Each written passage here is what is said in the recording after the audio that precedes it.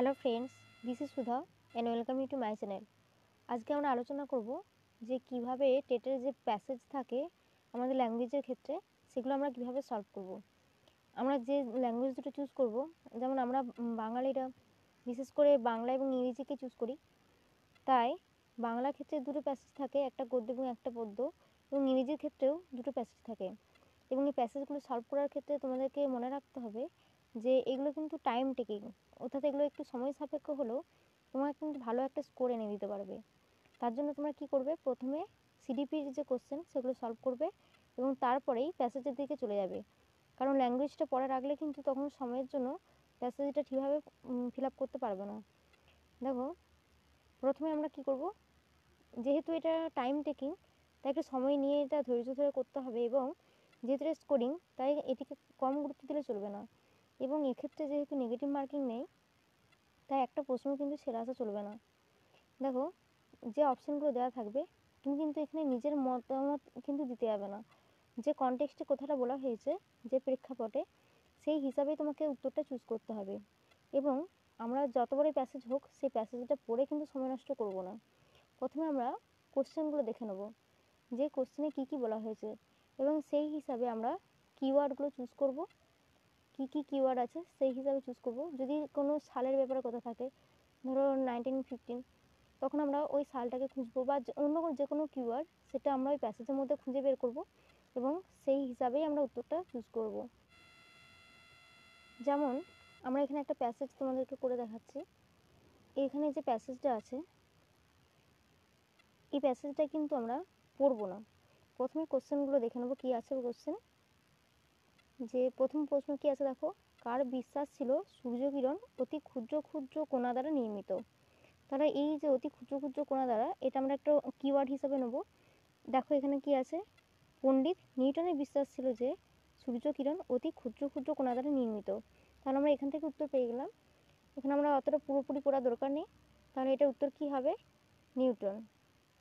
Next question দেখো, চোখে ঘুষি খেলে আমরা কি দেখতে পাই। তাহলে আমরা ওইটাই খোঁজার চেষ্টা করব প্যাসেজের মধ্যে। চোখে ঘুষি খেলে, এই যে এখানে যেমন আছে, চোখে ঘুষি খেলে আমরা যেমন তারার মতো সাদা সাদা জিনিস দেখতে পাই।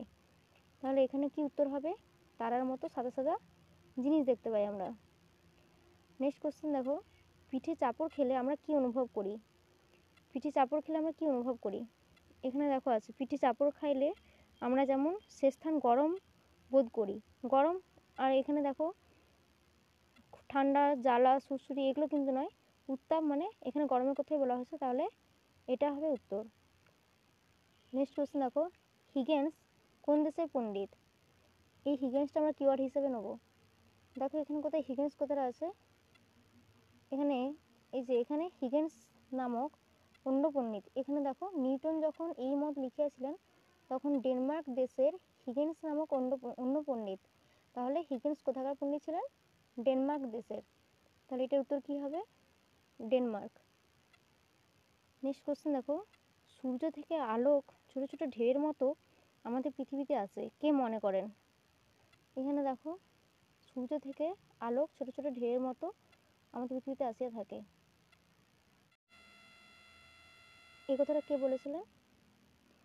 দেখো এখানে কি আছে, নিউটন যখন এই মত লিখিয়াছিলেন তখন ডেনমার্ক দেশের হিগেন্স নামক অন্য পণ্ডিত বলিয়াছিলেন যে পুকুরের ছোট ছোট ঢেউগুলি যেমন এপার হইতে ওপারে যায়, সূর্য হইতে আলোক সেইরূপ ছোট ছোট ঢেউর আকারে আমাদের এই পৃথিবীতে আসিয়া থাকে। তাহলে এই কথাটা কে বলেছিলেন, হিগেন্স বলেছিলেন।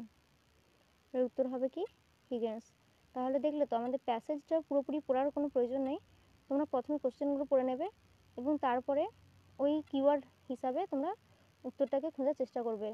তাহলে দেখবে সময়টা খুবই কম লাগবে এবং খুব তাড়াতাড়ি তোমাদের প্যাসেজটাও সলভ হয়ে যাবে। নেক্সট আমরা আলোচনা করব প্যারাগজিক্যাল কোশ্চেন কীভাবে ট্যাকল করা যায়। দেখো প্যারাগজির ক্ষেত্রে আমরা কী করব, অপশান থেকে আমরা কিন্তু কুইট করার চেষ্টা করব। এখানে অপশানের সময় দেখবে অনেকগুলো 19-20 ধরনের উত্তর থাকে, কোনটা হবে, দুটোই একই মনে হয় যে এটা উত্তর হবে ওটাও উত্তর হবে। তো সেক্ষেত্রে তোমরা কী করবে, যেখানে দেখবে যে শিক্ষার্থীকে শাস্তি দেওয়ার কথা বলা হয়েছে, বা তাকে মানসিক চাপ দেওয়ার কথা বলা হয়েছে, বা তাকে অন্য স্কুলে বা বিশেষ বিদ্যালয়ে ভর্তি করার কথা বলা হয়েছে, এই সমস্ত উত্তর কিন্তু কখনোই হয় না, এগুলো কুইট করবে। আবার যে সমস্ত অপশানে শুধুমাত্র বা একমাত্র বা অনলি এই অপশানগুলো থাকবে, সেই উত্তরটাও কিন্তু হবে না। নেক্সট, যেহেতু এখন শিক্ষার্থীকেন্দ্রিক শিক্ষা ব্যবস্থা, তাই শিক্ষার্থীকে কখনোই অবহেলা করা যাবে না, তাকে শিক্ষার মূল কেন্দ্রে রাখতে হবে এবং তার হিতের কথা ভেবেই কিন্তু কাজ করে যেতে হবে। তাই শিক্ষার্থীকে অবহেলা করার কথা যদি কোনো অপশান থাকে, তাহলে সেই উত্তরটা কিন্তু কখনোই হবে না।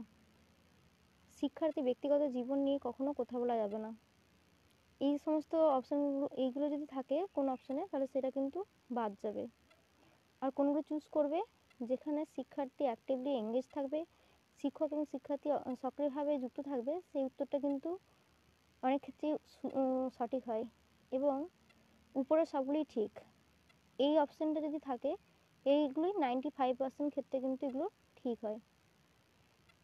আবার যে কোনো দুটি ঠিক, যেমন বি এবং সি ঠিক বা এ এবং বি ঠিক, এগুলোর ক্ষেত্রেও কিন্তু একটু বিবেচনা করে করবে, দেখবে এগুলোর ক্ষেত্রে 95% কিন্তু ঠিক হয়।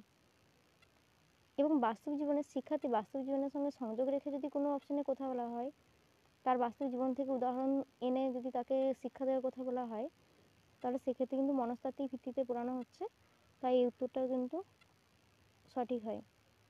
তাহলে ফ্রেন্ডস, আজকে এইটুকুই বোঝানো ছিল। আগামী টেট পরীক্ষা যাতে তোমাদের ভালো হয়, তার জন্য সবাইকে অল দ্য বেস্ট।